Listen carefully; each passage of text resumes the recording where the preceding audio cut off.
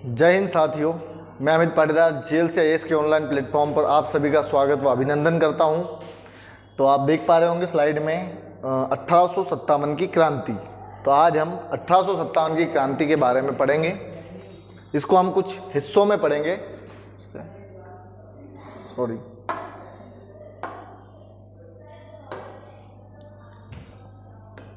1857 की क्रांति,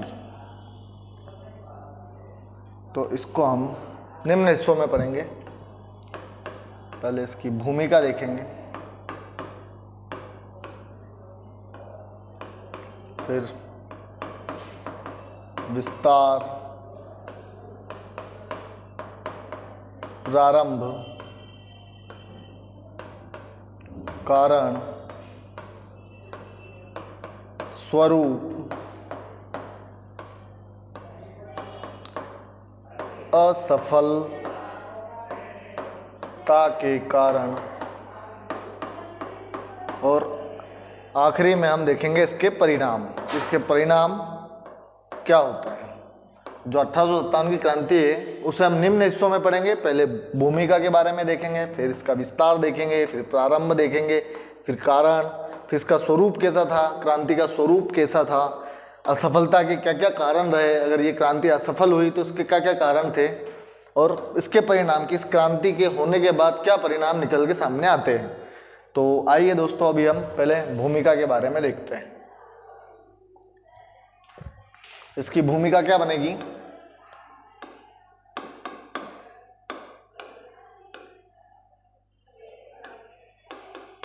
जो 1857 की क्रांति थी वह सैनिक असंतोष के कारण तो थी, लेकिन मात्र एक कारण नहीं बनता 1857 का विद्रोह होने का कि केवल सैनिक असंतोष से ही ये क्रांति भड़की थी। इससे पहले जैसे मान लो 1806, इसकी शुरुआत कहाँ होती है। 1806 में एक वेल्लोर विद्रोह होता है।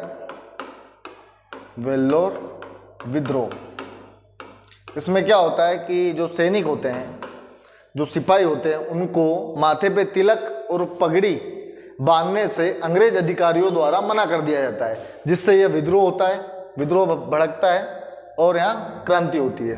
तो यही इसका प्रारंभिक रूप था कि जो सिपाहियों में विद्रोह की भावना आती है अंग्रेजों के खिलाफ। इसके बाद देखें तो जैसे डलहौजी, वैसे तो जो भारतीय हैं उनमें 100 सालों से अंग्रेजों के खिलाफ असंतोष की भावना पल रही थी। जो बारूद भरा था उसको डलहौजी ने क्या किया, आग लगाने का काम किया। डलहौजी ने आग लगाने का, क्योंकि इसने कुछ कार्य ऐसे किए जैसे हड़प नीति,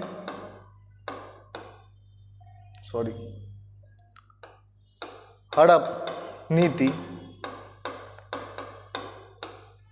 फिर इनाम कमीशन, एक कमीशन आया था इसके टाइम पे, इनाम कमीशन। तो जो हड़प नीति थी या व्यवगत सिद्धांत,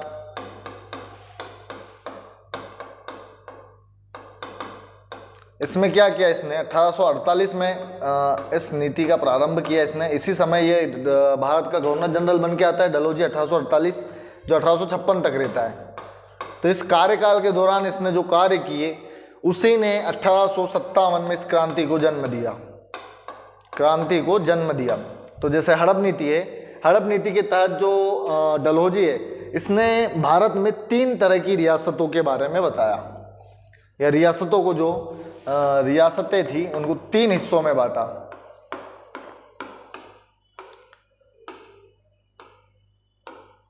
पहली जो थी उसमें क्या रखा था इसने कि वैसी रियासतें या ऐसी रियासतें जो ना तो कभी पहले अंग्रेजों के अधीन रही हो और न ही अंग्रेजों को टैक्स देती हो, कर देती हो। पहले हिस्से में क्या रखा इसने, पहले वर्ग में, कि ऐसी रियासतें जो ना तो अंग्रेजों के कभी अधीन रही हो और ना ही उन्हें कर देती हो। दूसरे या द्वितीय वर्ग में क्या रखा इसने कि ऐसी रियासतें जो कभी न कभी मुगलों के या पेशवाओं के अधीन थी, मतलब ऐसी रियासतें जो कभी मुगलों व पेशवाओं के अधीन थी लेकिन वर्तमान में अंग्रेजों के अधीनस्थ हैं, ऐसी रियासतों को द्वितीय वर्ग में रखा। और तृतीय वर्ग में ऐसी रियासतों को रखा जो अंग्रेजों के द्वारा सनद प्राप्त कर स्थापित हुई थी। सनद मतलब प्रमाण पत्र, प्रमाण पत्र। सनद का मतलब है प्रमाण पत्र की अंग्रेजों से प्रमाणित होकर इन्होंने इन रियासतों का या रियासतों की स्थापना की।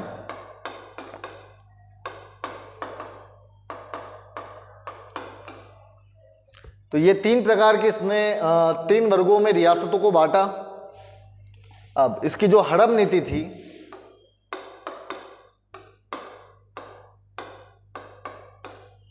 इसे गोद निषेध नीति भी कहते हैं, गोद निषेध नीति। इसमें क्या था कि जो गोद लिया हुआ पुत्र या दत्तक पुत्र, उसको उत्तराधिकारी नहीं माना जाएगा। उसे क्या माना जाएगा? उस राज्य, उस रियासत को अंग्रेजों के प्रति आश्रित माना जाएगा, अंग्रेजी राज के आश्रित माना जाएगा। तो इसमें इसने क्या किया? सबसे पहले जो सतारा था,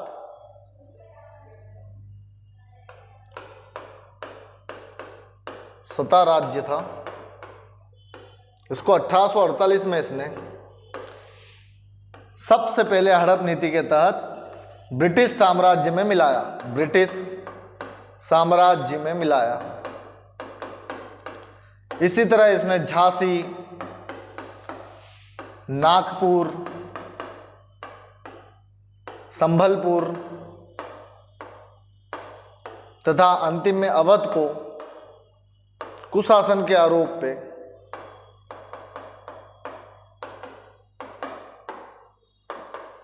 ब्रिटिश सत्ता में शामिल किया, हड़प लिया।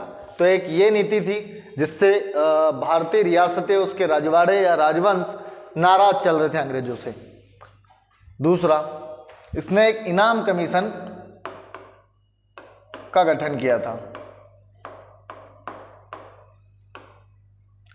इनाम कमीशन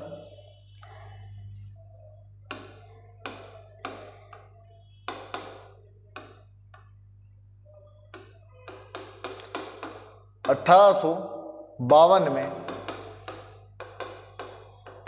बम्बई में स्थापना होती है इसकी। इसका उद्देश्य क्या था? जो इनाम कमीशन लॉर्ड डलहौजी द्वारा लाया गया था, इसका उद्देश्य क्या था कि जो कर रहित जागीरें हैं, कर रहित जागीरों की जांच करना,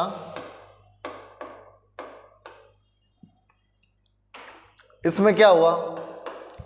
लगभग 35,000 जागीरों की जांच की गई, जिसमें 20,000 जागीरों को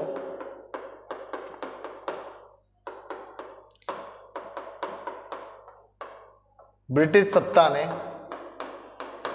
हड़प लिया। इनाम कमीशन का गठन डलहौजी द्वारा किया गया 1852 में बंबई में। इसका उद्देश्य क्या था? जो कर रही जागीरें थी उनकी जांच करना, और इसने लगभग 35,000 जागीरों की जांच की, जिसमें से 20,000 जागीरों को इसने हड़प लिया। इससे भी बहुत सारे जमींदार नाराज थे। तो ये भी एक कारण बनता है 1857 की क्रांति का। तो अब देखते हैं इसका भूमिका के बारे में लिखते हैं पहले।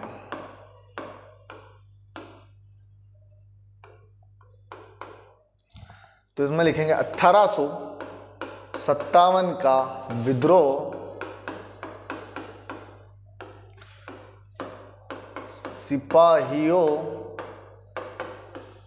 के असंतोष का मात्र परिणाम नहीं था, वास्तव में यह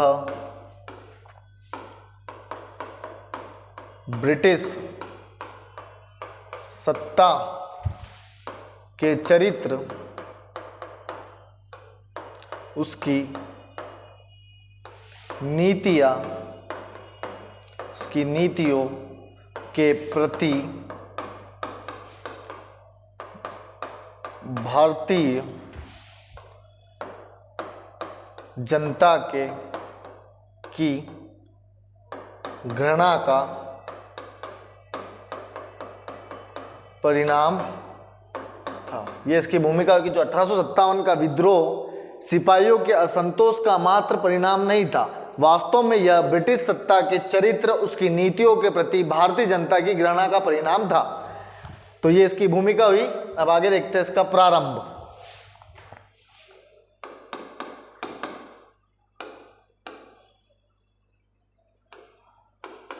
इसका प्रारंभ जब होता है तब भारत के गवर्नर जनरल लॉर्ड कैनिंग बन के आ जाते हैं। तो लिखेंगे लॉर्ड कैनिंग के भारत के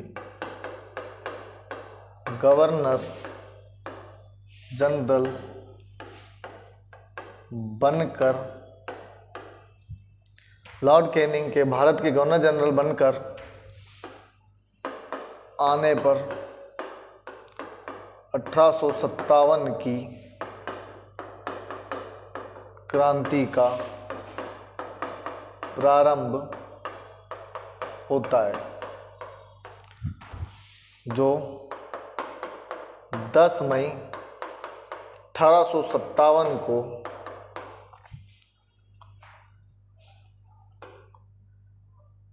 प्रारंभ होती है। इसकी आधिकारिक तारीख क्या मानते हैं? 10 मई 1857 इसका प्रारंभ होता है। अब इसका देखेंगे अपन।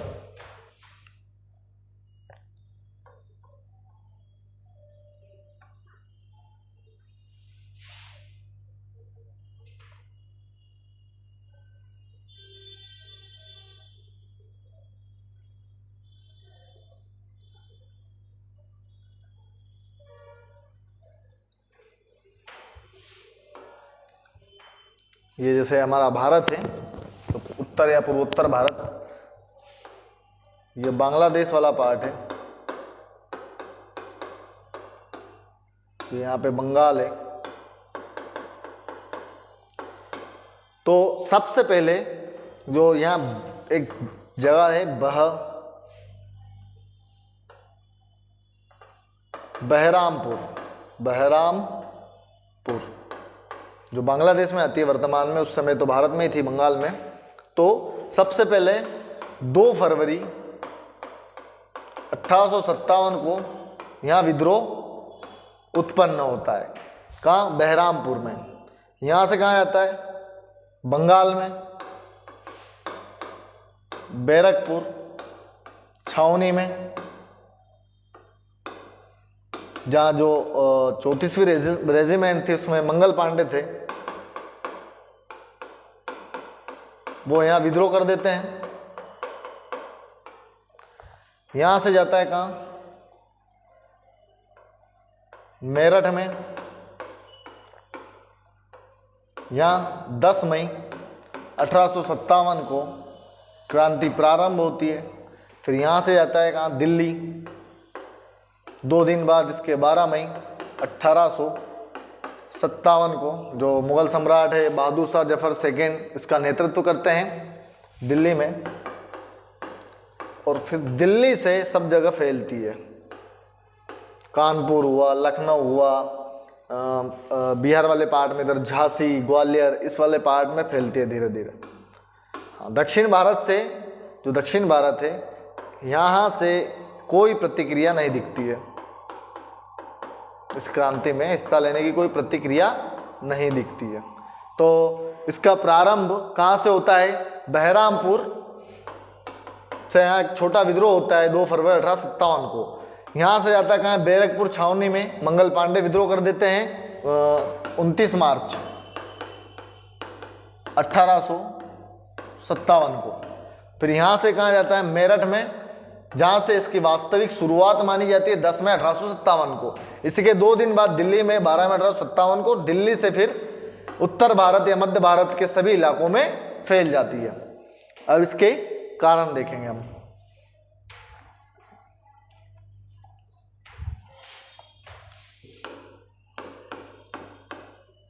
कारण, इसको हम अलग अलग हिस्सों में पढ़ेंगे। कारण में आर्थिक कारण,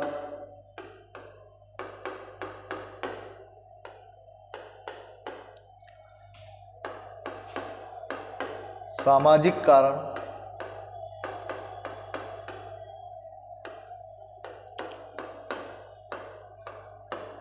राजनीतिक कारण,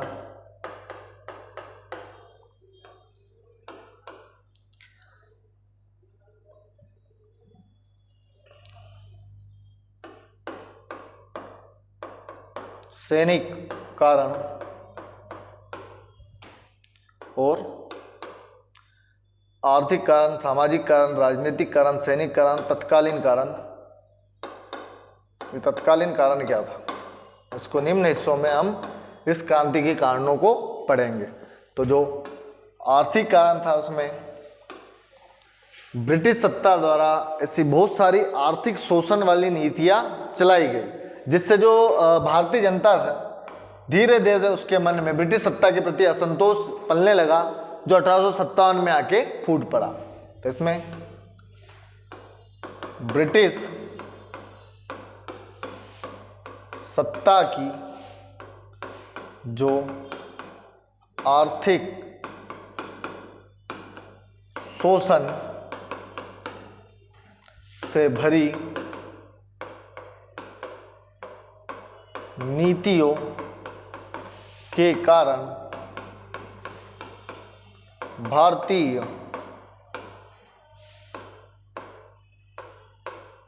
जनता में असंतोष की भावना पलने लगी, जो 1857 में विद्रोह का रूप ले लेती है, विद्रोह का रूप ले लेती है। तो ये 1857 की क्रांति में जो आर्थिक कारण था उस कारण के बारे में हमने देखा। दूसरा कारण,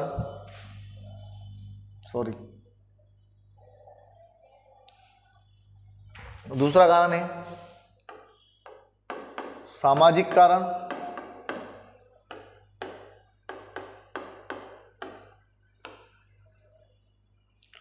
तो जो अंग्रेज थे वो भारतीयों के साथ बहुत ही अभद्रता व अमानवीय व्यवहार का पालन करते थे, और इसी के संदर्भ में जो क्या है कि वो अपनी जाति को श्रेष्ठ मानते थे और भारतीयों को हीन भावना से देखते थे।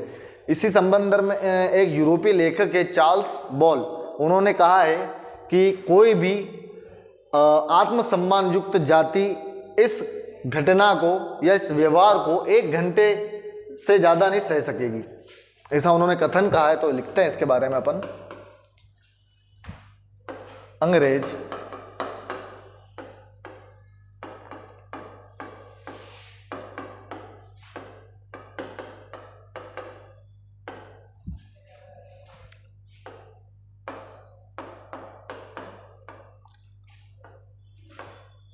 अमानवीय, अंग्रेज भारतीयों के साथ अभद्र व अमानवीय व्यवहार करते थे। यह अपनी जाति को श्रेष्ठ तथा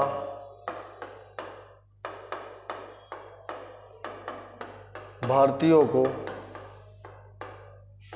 हीन भावना से देखते थे। जो अंग्रेज थे वो भारतीयों के साथ अभद्र अमानवीय व्यवहार करते थे, और यह अपनी जाति को, जो अंग्रेज थे अपनी जाति को श्रेष्ठ तथा भारतीयों को हीन भावना से देखते थे।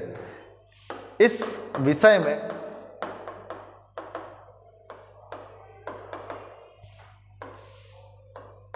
यूरोपीय लेखक या अंग्रेज लेखक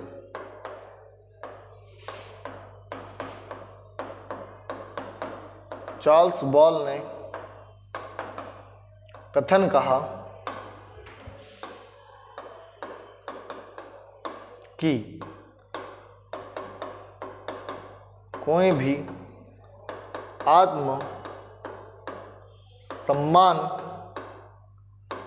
युक्त जाति इस व्यवहार को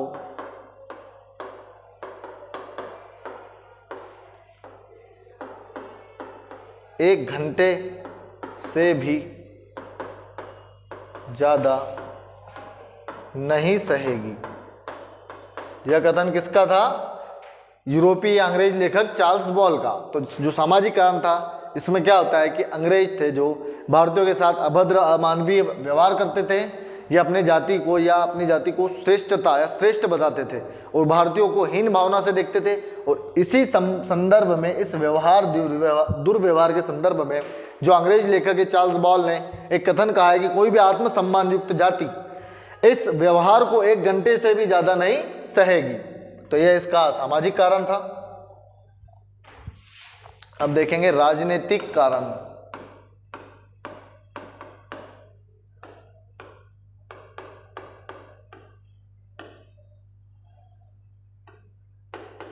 राजनीतिक कारण में सबसे बड़ा कारण आता है जो डलहौजी है उसकी हड़प नीति।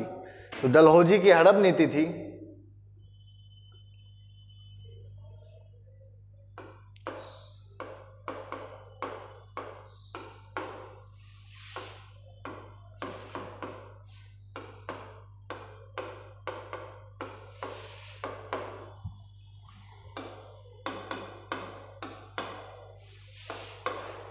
भारत की कई, जो डलहौजी की हड़प नीति ने भारत की कई रियासतों को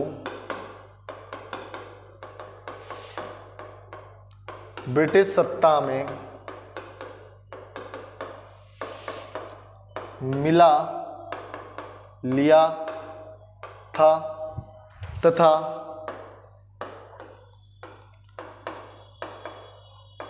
राजाओं की पेंशन। एक कारण तो क्या बनता है, डलहौजी की हड़प नीति ने भारत की कई रियासतों को ब्रिटिश सत्ता में मिला लिया था। और क्या हुआ था, इसी समय जो राजा थे उनकी पेंशन, राजाओं की पेंशन व पद, जो अंग्रेजी शासन था उसने राजाओं की पेंशन व पद समाप्त कर दिए थे। समाप्त करने पर राजवंशों में असंतोष बढ़ गया। तो उस राजनीतिक कारण में ये कारण पर्याप्त है कि जो डलहौजी की हड़प नीति थी उसने भारत की कई रियासतों को ब्रिटिश साम्राज्य में मिला लिया, हड़प कर ब्रिटिश साम्राज्य में मिला लिया था। दूसरा, जो अंग्रेजी सत्ता थी उसने क्या है, जो रजवाड़े होते थे, राजा थे, उनकी पेंशन, उनके जो पद होते थे उनको समाप्त कर दिया था, जिससे इन राजवंशों में क्या हो गया, असंतोष की भावना बढ़ने लगी। अब आगे देखेंगे धार्मिक कारण।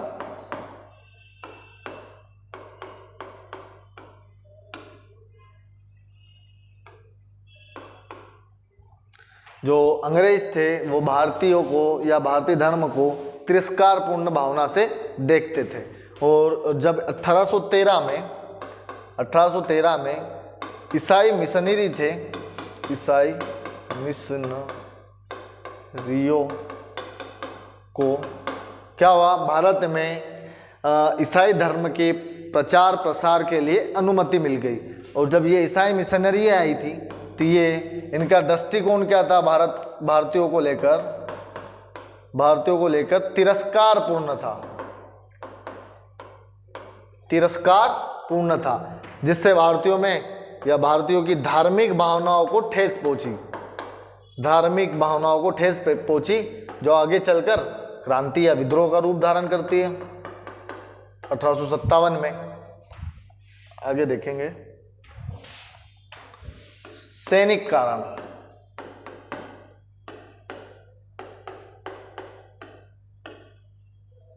सैनिक कारण में तो ये था प्राचीन काल से जब अंग्रेज आए तब से ही आज़ादी तक सैनिक असंतोष तो बना रहा था। तो इसमें क्या था कि जो अंग्रेज थे, जो भारतीय सैनिक भी शामिल होते थे अंग्रेजों की सेना में, जिसमें क्या था कि अंग्रेज जो सैनिक थे उनका वेतन भारतीय सैनिकों से ज़्यादा होता था, और जो भारतीय सैनिक थे उनको अंग्रेज उच्च पदों पर भी नहीं रखते थे, और अंग्रेज अधिकारी भारतीयों को नस्लीय गालियाँ देते थे या निग्गर के बुलाते थे उन्हें। इसका मतलब काला आदमी। जो अंग्रेज अधिकारी थे भारतीय सैनिकों को निग्गर के बुलाते थे, तो इससे सैनिकों में भी असंतोष बना रहा। जो सैनिक असंतोष तो आज़ादी तक चलता है। जैसे 1946 में भी एक सैन्य विद्रोह होता है जो बंबई में होता है, नौसैनिक विद्रोह है, जो INS तलवार नामक जो प्रशिक्षण जहाज था, वहाँ के जो सैनिक थे वो विद्रोह कर देते हैं। वहाँ भी कारण क्या था कि सही से खाना नहीं मिलता था, उनको अभद्र तरीके से व्यवहार करते थे, दुर्व्यवहार करते थे, गालियाँ देते थे। तो इससे यहाँ के सैनिकों ने अंग्रेजी हुकूमत के खिलाफ विद्रोह कर दिया था। तो जो सैनिक असंतोष था वो तो जब अंग्रेज आए यहाँ प्रशासन करने लगे तब से ही बना रहा आज़ादी तक। आगे देखेंगे तत्कालिक कारण। तत्कालीन कारण। तत्कालीन कारण क्या था? जो पुरानी बंदूक थी इनकी सैनिकों को दे रखी थी ब्राउन बेस की जगह पे इन्होंने एनफील्ड राइफल, जो पहले 1857 की क्रांति से पहले एक पुरानी बंदूक थी इनकी, का नाम था ब्राउन बेस, उसके स्थान पर इन्होंने एनफील्ड राइफल को रखा, जिसके कारतूस जो थे उनको मुंह से खोलना पड़ता था, और इन कारतूसों में गाय और सूअर की चर्बी भरी होती थी, जिससे सैनिकों ने मना कर दिया कि हम इस राइफल को नहीं चलाएंगे। तो जिससे सैनिक असंतोष बढ़ा और विद्रोह चालू हो गया। तो ये तत्कालिक कारण यही था कि 1857 में क्या किया, पुरानी बंदूक ब्राउन बेस की जगह नई बंदूक एनफील्ड राइफल को सैनिकों को दी गई, जिसमें जिसके कारतूस होते उनको मुंह से खोलना पड़ता था, और उस कारतूस में गाय या सूअर की चर्बी होती थी, जिससे सैनिकों ने मना कर दिया कि इससे हमारी धार्मिक भावनाओं को ठेस पहुंचेगी, और यही विद्रोह का मेन कारण बनता है 1857 की क्रांति का। तो इन समस्त कारणों के कारण, ये समस्त कारण हैं जिससे भारतीयों को या भारतीय सैनिकों को इस विद्रोह करने के लिए विवश कर दिया। तो इस प्रकार आज हमने 1857 की क्रांति के बारे में पढ़ा, उसकी भूमिका देखी, उसका प्रारंभ देखा कहाँ से कैसे होता है, तो उसके कारणों के बारे में चर्चा की। अगले वीडियो में हम आगे उसके परिणाम, उसके स्वरूप, उसके विस्तार और अगर ये क्रांति असफल हुई तो उसके असफलता के कारण के बारे में जानेंगे। बहुत बहुत धन्यवाद साथियों।